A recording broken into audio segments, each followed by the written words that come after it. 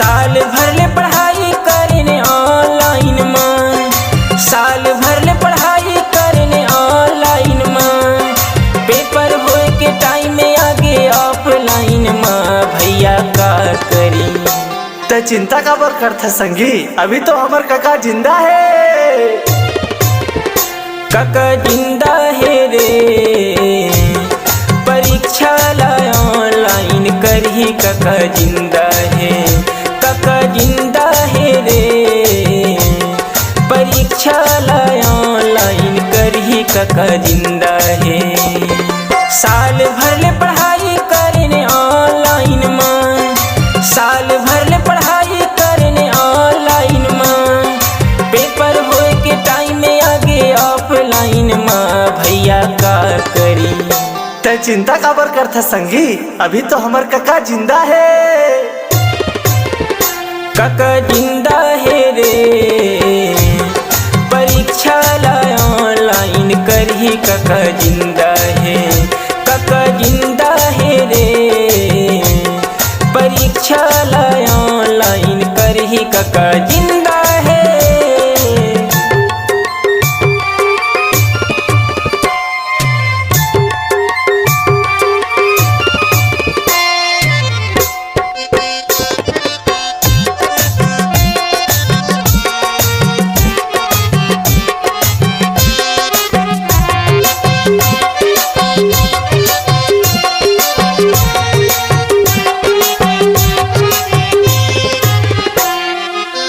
जैसे शिक्षा वैसे परीक्षा, सब लइका मन के मांग हवै ना, एक बार बस पास करा दे काका, दूसर साल ला देख ले गुनगान।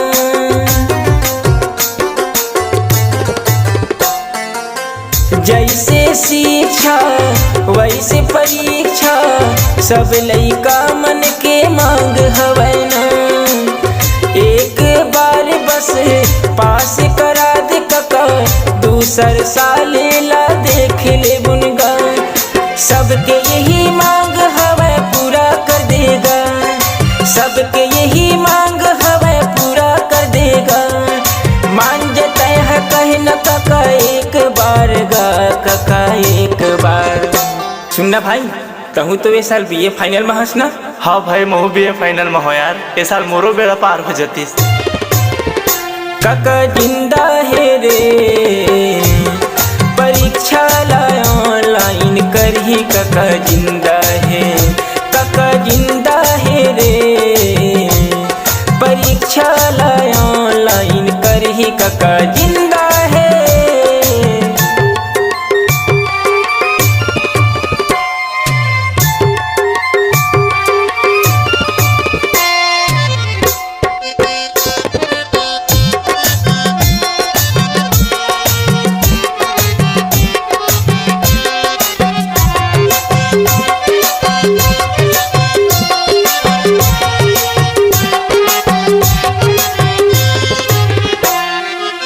साले भर ले पढ़ी हवन गा, कुछु नहीं तो जानने ना, परीक्षा में का लिखबो काका, कुछ समझ नहीं तो आवे ना।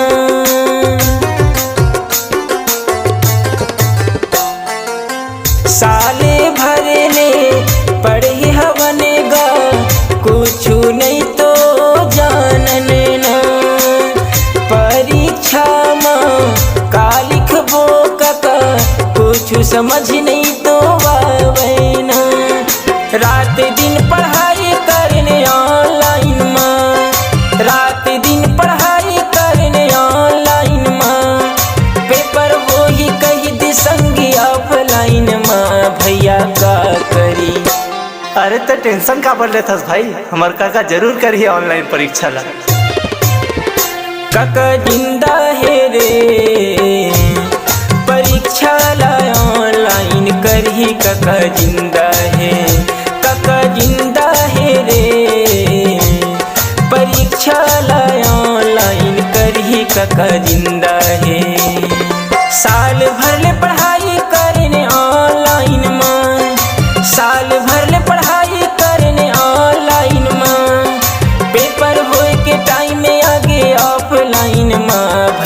का करी।